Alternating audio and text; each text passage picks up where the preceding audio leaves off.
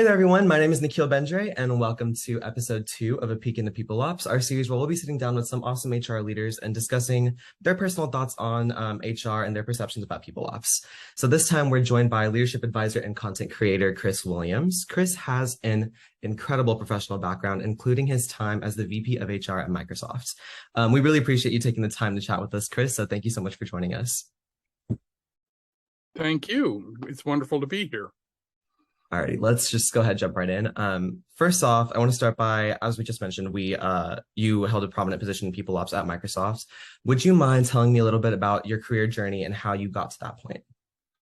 Well, I am not an HR People Ops kind of person from the get-go. I'm a geek. I'm a coder. I'm a programmer. I began my career 40 plus years ago as someone writing code. I worked in a bunch of different industries, everything from factory floor control systems to everything, large information systems, that sort of thing. And I managed to work on a program called FoxPro, which was a relational database package for the PC that got bought by Microsoft. So in the early 90s, I came to Microsoft and was a kid in a candy store, like I advise most young people to be these days. When you get to a large corporation, your eyes should light up at the opportunities around you. So I looked at all the various places around the company where I could be useful and do some interesting things. And I did, in a very short period, I managed different teams around the world. I managed software development projects. And one of the things that had always been my focus was building teams, building organizations, how teams work, what separated teams that did from teams that didn't, and that sort of thing. And I had recently had an incredible success. I was the father of a product called Microsoft Visual Studio. It started with myself and my assistant, and within a year we had a team of 500 and had shipped a product that was selling $100 million a year. And I was sort of ready to retire at that point when my HR person, who I had become very close friends with, came into my office and said, "You should be in HR." And I said, "You should be committed." And she said, "No, your passion for the people side of the business is legendary, and you really should go into HR." So that began my journey in HR. And I quickly moved to be the top HR person for a third of my what HR was all about, and tell the HR side what the business people were really saying when they were, it was kind of like a translator between these two worlds. And I truly enjoyed that. And I did that for a couple of years when one day my boss, the VP of HR, walked into my office and said, "Remember when you were applying for this job, you said you wanted my job someday?" And I said, "Well, everybody says that's what you say in an interview." And he said, "How about Thursday?" And it turns out Steve Ballmer was being promoted to CEO of the company and wanted me to be his VP of HR. So I became VP of HR for Microsoft at a time where it was almost doubling employees every year. We had 32,000 employees in 160 locations around the world. My signature was on $2.2 billion worth of paychecks every year. It was an enormous job. But it gave me a really valuable insight. That translator perspective gave me a really valuable insight into HR, because I was able to see it from a business perspective. I had been a business guy building large scale businesses and also been in charge of HR. So I was able to see what the interface between the two organizations were, the places where the business side respected and valued HR, and the places where, let's just say, they didn't. That was an incredibly valuable experience for me. And it's one that was very much, in many ways, seminal to my understanding about what it means to lead and build organizations, because I saw it from a side of the organization that most people normally wouldn't get. Absolutely. No, that is quite the unique perspective on HR, judging from your background. Also, that's pretty new to me, at least. You hear about people going from marketing to HR, to sales from HR, but to go from software and coding to HR, that's pretty that's not as common as one would think. So that's very impressive that you were able to. Right.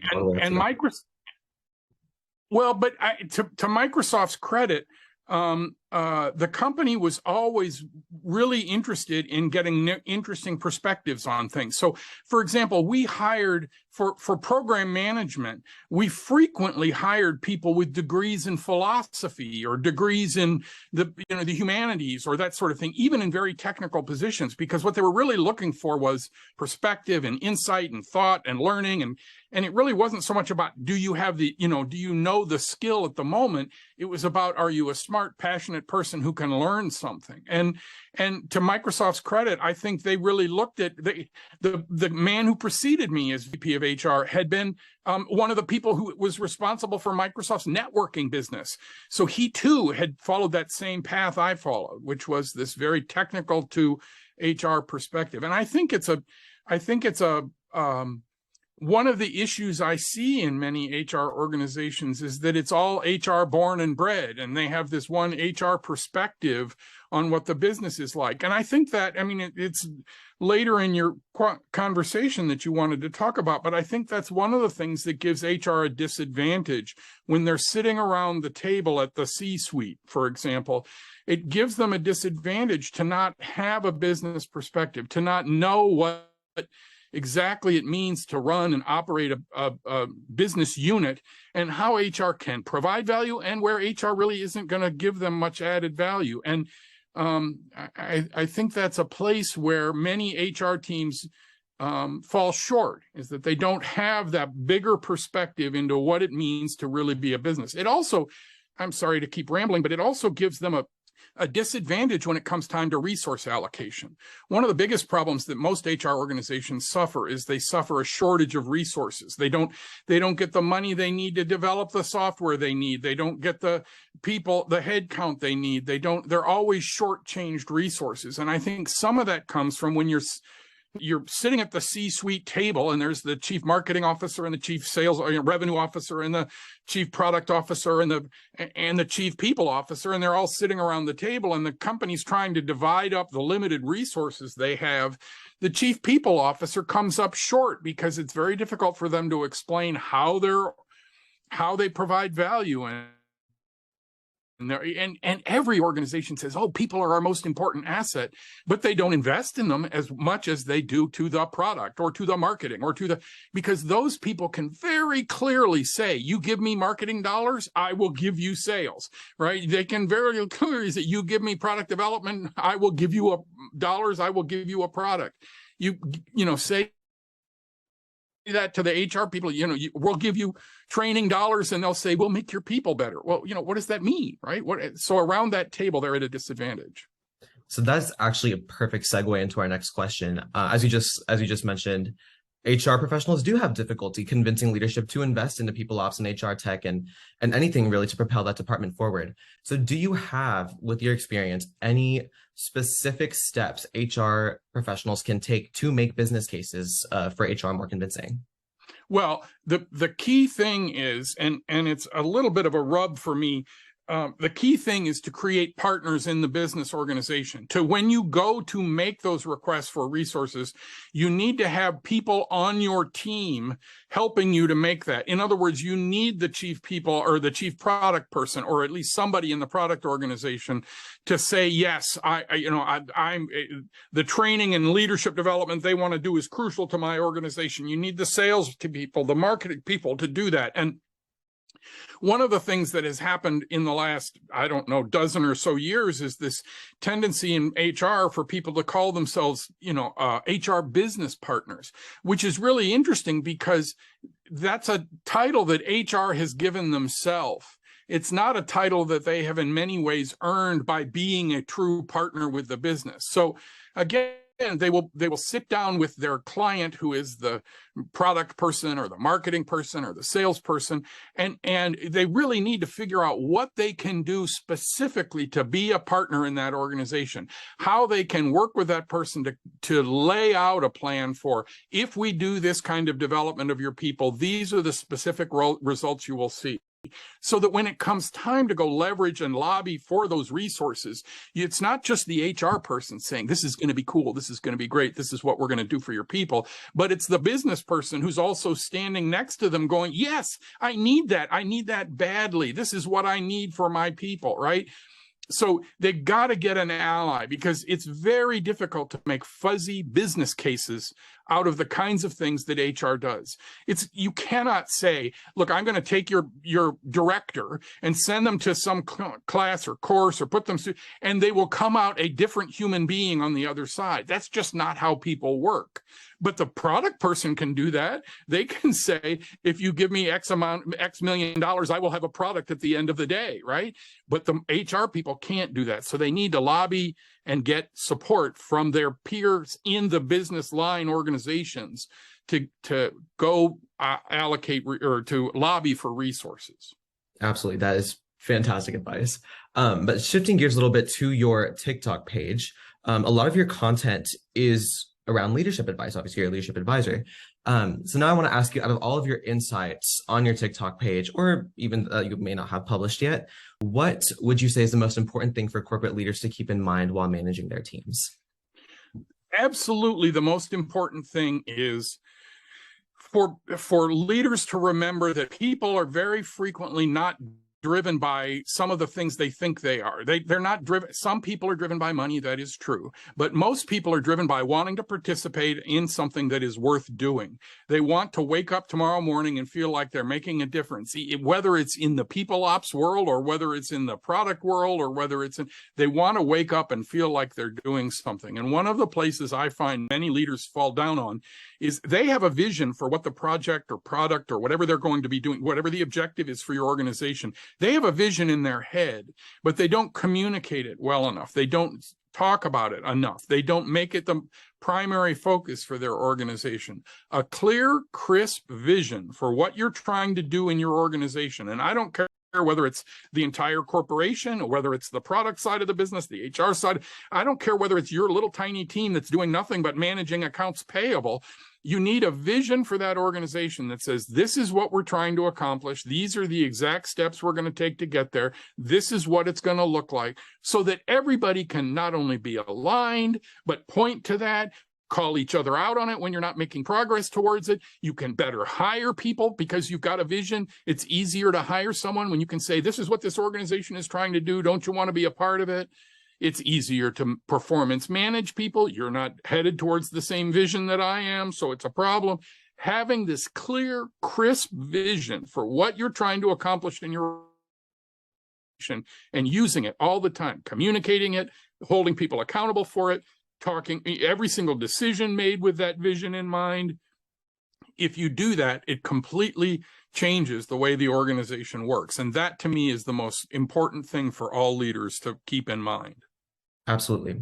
And before you're able to align your team on that vision, you have to build that team out, which is something that is pretty simple in theory, but more complex in execution. So do you have any advice specifically for managers, leaders who are having to build out a team to work together whenever they're hiring? What should they look out for? What goals should they set for themselves within the hiring process? Any insights you may have on that? Well, I think one of the problems that people get stuck up on is they when they're sitting down to interview someone, people tend to get their things wrapped around the axle around skills, right? They want to find somebody who has the specific skill I'm looking for. I need someone who can write JavaScript. I need someone who's handled, can do pivot tables in Excel. I need somebody who can, they look at these incredibly narrow, specific skills, and they'll do things like tests for them to do, and they'll get completely hung up on the skills that someone has. The problem is those skills don't matter tomorrow or next year, because the skill requirements change in every single operation all the time, in every single business. So I really think people should push away from the kinds of skills-based training or interviewing to looking more towards learning capabilities, has this person demonstrated in their life that they can be thrown into a new situation and figure out what it is they're supposed to be doing and work on the next thing. You can train someone how to do a pivot table.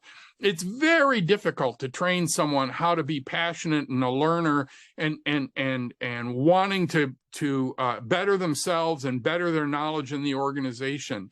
It's very hard to teach that latter thing to someone, but it's very it's so easy to test on skills and look for skills, but it's easy to teach people a skill. So my admonition to everybody who's hiring is look beyond the specific skills you're looking for and look specifically for things like, are they a learner? Are they passionate about anything? It doesn't necessarily mean they have to be passionate about what you're doing, but can they demonstrate any kind of, I'm absolutely fascinated by this or that, and something where you can even watch them talk endlessly about it. Oh, but I don't care if it's battle bots or whatever it is, but do they have some kind of a gleam in their eye? Because that gives you an opportunity to say, I've got a vision for you. Let me put a different gleam in your eye. Here's a gleam in your eye for people ops. Here's a gleam in your eye for whatever the vision for your organization is. But people who have a blank stare and no interest and no passion and those people are going to be really hard to motivate and really hard to get up off the couch to do something. So again, and if you've got somebody who's deeply passionate, teaching them how to do a pivot table isn't that hard, right? Okay, I got it. I'll learn pivot tables, right? You can just hear them saying that in their mind.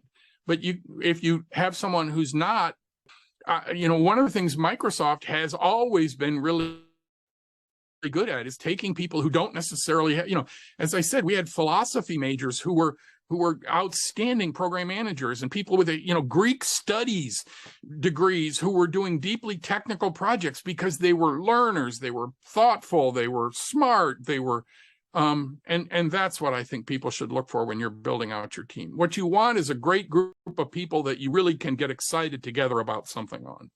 Right. Don't underestimate how far that, fire and that passion to learn. You bet. Absolutely. So speaking of hiring though, and looking for that, through the hiring process, one of your recent TikTok videos addresses this. During the hiring processes, how companies treat candidates can be very telling. So what are some of your major red flags for candidates to look out for while they're interviewing, while they're going through this process? Well, one of the things I think people underestimate is I think people give companies too much latitude or freedom to make the process complicated, difficult, and complex because just sort of that's how it's done. I think one of the things that is frustrating for hire or candidates is an interview process that involves 17 different rounds of interviews. I've got to come in for 2 days now and then another day some other time, and we have 4 or 5 different 17 interviews over 5 different rounds or whatever, or they've got incredible hoops to jump through. You're going to do a battery of these 7 personality tests, and then you're going to do what that tells me is that, first of all, it's highly likely that the company isn't following the advice I previously gave, which is look for the kinds of things that are about learning and understanding and passion and smarts and those kinds of things, and is much more skills based, because half of those tests are going to be, can you write a doubly reversed linked list, right? Or something like that. But I think you should, in your mind, when you're applying to an organization, think about the kind of organization that creates an incredibly complex, overly detailed, machine-driven hiring process is the kind of organization that has that kind of world throughout its organization. That's how submitting your expense report is going to be a ridiculous nightmare. Just the process of signing up for benefits is going to be horrible and complex and terrible, and getting approval for anything is going to take. So in many ways, the hiring process can be a tell for what the culture of the organization is like in the first place. If the hiring process is complex or if it's random and casual and, oh yeah, why don't you come in on a week from Thursday and we'll just have a chat, whoa, wait a minute, unless we're a startup in the garage, that feels a little kind of wanky to me. Do you guys have any kind of processes for how this? So you can get a tell just from the hiring process. And I think you should remember that when the hair on the back of your neck stands up and makes you think about, geez, is this really the way this is going to be? You should think about, does that extend to the entire organization? Is that the culture of this place? And is that someplace you want to be? If you're a very loosey-goosey kind of person, that loosey-goosey interview thing could be great. If you're someone who appreciates process and projects and how those things work, then maybe you want someplace that is, rigid and detailed. And I think you should, as I said, the hiring can tell you some of these cultural tells, and you should listen to them. Absolutely. Candidates need to remember that they're also interviewing the company. They're seeing if Yes. it's a fit for them. Exactly. And one of the TikToks I made was about, well, I called it flipping the interview, but I think you do yourself a complete disservice if you don't ask some good, quality, pointed questions of your hiring manager. Now, don't ask the recruiter some of these questions, because the recruiter's job is largely to take people off the list, right? The recruiter's main job is to get rid of the fluff and present to the hiring manager the candidate, 3 or 5 or 10 candidates that they want them to see. So don't push back on the recruiter, and don't beat the recruiter up about the hiring process. The recruiter didn't have anything to do with establishing the hiring process, but the hiring manager did, right? The hiring people on their team are the hiring manager and the people who are going to be your peers. You should ask them some good questions. What do you like most about working here? What are the things that make you frustrated when you walk in on a Monday morning? What is the feeling you have when you ask a team member, when you walk in on Monday morning, what do you feel like? What is that Monday morning feeling like? Are you excited and psyched for what you want to do? Or are you dreading the 9 o'clock meeting you're about to have? And I think you can ask those kinds of questions. The candidate certainly can ask those kinds of questions. Absolutely. Great reminder for anyone watching this, truly. Now I kind of want to move over to a topic that has gathered a bit of buzz, but let's be real, has been a thing for a while. Quiet quitting. When organizations see a trend of people quiet quitting from their company, what are some notes and steps that HR and just the employer in general should take into account to hopefully stop that trend from progressing further? Well, first of all, quiet quitting and its recent offshoot quiet firing. I don't know who comes up with these memes or where they come from and what the buzzwords around them are. To be honest, it feels a little bit like it actually came from the corporate world, telling people, accusing people of not being all in and not, so I really I resent the phrasing of all of that. I guess I would like to focus on either quiet quitting or quiet firing on the quiet part, right? If there is some quiet thing going on in your organization, that's not the employee's fault. That's the manager's fault. The manager is not communicating well enough so that there are things that are being held quiet. So in the case of quiet quitting, the manager should know that the employee is frustrated and upset and chafing at the bit or burned out or whatever it is. For it to get all the way to the point where you're going to put a meme on it and call it quiet quitting, that's the manager's fault. That's not the employee's fault. They have not been doing good one-on-ones with their employees. They have not been trying to understand the environment and the culture of the organization that they're leading. It's their fault that it's quiet. If people are quitting, whether or not actually or just by not doing enough of the work, the quiet part is the part you should be focused on. In addition, if you're going to quiet fire somebody, that goes against my number one rule in business. My number one rule in business is there should be no surprises, right? You should never surprise fire someone, quiet fire someone. You should never quiet quit. If you've got a problem with your business or with your job and the way it's being done, you should be making that known. You should be sitting down with your manager and having a conversation that says, hey, I'm really burned out. What do I do about that? You should feel comfortable in going to your manager. Your manager should make it so you feel comfortable. So to me, in all of that, the more important problem is the quiet part, not the quitting part or the firing part, right? So would you say that the whole concept of quiet quitting, quiet firing at its core is just negligence and a lack of accountability? I don't know if it's a lack of accountability as much as it's a lack of communication, right? Again,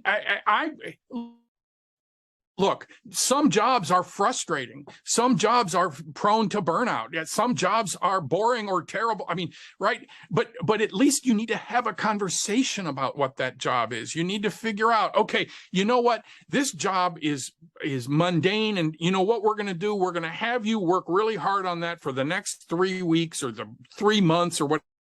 And then we're going to give you a break and change it up to do this, or we're going to get Sally over here to do John's job, and John's going to go over and do Sally. I mean, somebody needs to be having a conversation about what is causing people this pain. You can't necessarily alleviate the pain, but at least if you acknowledge the pain, talk about the pain, figure out if there is anything you can do about the pain. In all of these cases, and in the case of quiet firing, which I just think is what a ridiculous phrase, but that violates every rule I ever had about being a manager, right? You should be having a conversation with someone about why their performance isn't what you expect or what you want, or it's all about as I said, to me, the problem is the part. It's the communication is the big problem. You can't fix some jobs, right? Some jobs are, cleaning out septic tanks is hard work, right? There's just no way to make, but you can fix the conversation around cleaning out septic tanks, and you can provide different incentives for cleaning out septic tanks, and you can make the job, you could have a contest who cleans out septic. I mean, there's a bunch of ways to make the job not suck. And again, to me, the problem is the quiet part. Absolutely. No, I love that you just defluffed the whole concept, the whole memification, if you will, of quiet quitting, quiet firing. I love that. Absolutely. We are down to 10 minutes left though. So I do want to wrap up with more of a general question about HR as a whole. Perception of HR does vary drastically depending on who you're talking to. Some may say HR is out to get you. HR is the work police, so to say, while others may say, oh, HR is in your corner. They're your safety net. You should be able to rely on them. So given your experience, how would you honestly frame HR's role in a company? Thing involves, what perspective you're looking at it from. If I'm sitting in the CEO chair and I'm looking down at my organization, what I want to think about HR, I'd like to be able to think about them in sort of two frames. One is the frame that they're commonly felt in, which is police is a lousy word, but the keep me out of court side of HR, which is to make sure that we don't have anything that is terrible going on in the organization that will come back to bite us as a corporation later on, to make sure that we're treating people in line with all the necessary rules and laws and regulations, and HR and legal together will work to make sure that we're at the very minimum staying legal in all these frameworks and treating people optimally with respect to the law, the rules and regulations and DEI rules and everything else. But the other thing I would like to be able to see if I was the CEO of a corporation when I look to my HR people is in many ways the people ops, as it were, side of the business, the training, the development, the growth, the problem I see in so many HR organizations is that when it comes time to advocate for those things, when it comes time to advocate for more leadership development training, more cross-organizational hiring and cross-pollination of people, more improving the hiring process so that we can get more people like I was talking about earlier. When it comes to those kinds of things, what happens very frequently is the HR team is unable to present to the CEO any kind of clear case where that seems business oriented and will help and improve the business. Everyone intellectually understands that having a great team, people are our most important asset. CEOs realize and understand that, but it's unclear in many cases how the HR team can advocate for that, how they can make that actually happen, how they can improve the people asset side of the business. So I think a realistic perspective is, whether you're in the business or not, I think everyone should be looking at HR to say, not only how can you be the cops in this organization, but how can you help me improve my organization? And very often that happens down at the leader by leader level. the HR organization person, the HR, business partner, as it were, working with the line manager and helping them to understand exactly what they can do, showing them that they did this training course and now everybody's getting along better, that those kinds of things. And once you can prove those at a small scale, you can prove them at a larger scale, you can improve them at a larger and larger scale. So I think one of the problems, the core problem outside of the police function, which I think everyone admits HR does have a role in that, right? Making sure that we don't get sued. That's a perfectly legitimate business consideration. But I think the biggest problem is that HR is a very fuzzy, non-metrics driven organization, whereas every other side of most businesses is deeply metrics driven. And one of the solutions people do in HR is they come up with these metrics, and the metrics are fuzzy and random because people are fuzzy and random. It's difficult to do. So again, this is always a challenge. I'm not sure it's ever going to get easy. I don't know how. I mean, HR doesn't do themselves any favors because sometimes they talk about everything in all these very fuzzy terms. They sit around, when they're sitting around the C-suite table and the product manager is demoing the next version of the product and the salesperson is showing the next ads and the whatever. And then the HR person gets up and talks about, fuzzy concepts and uses deeply psychological terms or even worse, sort of guru like yoga terms or whatever. I mean, it makes the other people around the table roll their eyes at that. So HR has to figure out what it really means to be of significant value to the organization and be able to outline that in specific and explicit terms. And that's really hard. I'm not sure I have any secret sauce to make that work, right? I think tying it to the business in any way you can will help you get metrics that make a difference. I think one of the things in a fairly large organization you can do is say, this team works well because they do X, Y, and Z kinds of people things right. This team doesn't work well because they do X, Y, and Z people things wrong, and be able to show those kinds of clear differences. But outside of that, HR is in a hard spot, right? The kinds of things they're dealing with are hard to quantify, hard to define, hard to make clear why they matter to the business. And I have a feeling that answer is going to inspire a lot of HR professionals to kind of reframe how they think about their entire day-to-day, which is great. That's the whole point of this, right? To get people thinking about the whole role of HR as, in general, what HR does for a company. And I think that's awesome. We are down to 2 minutes, so that will wrap up our second episode of A Peek into People Ops. I just want to give a huge thank you again to Chris Williams for being a part of it. All of Chris's info and social media will be linked down below, so please do go check him out. Chris, do you have anything else you'd like to add before we sign off?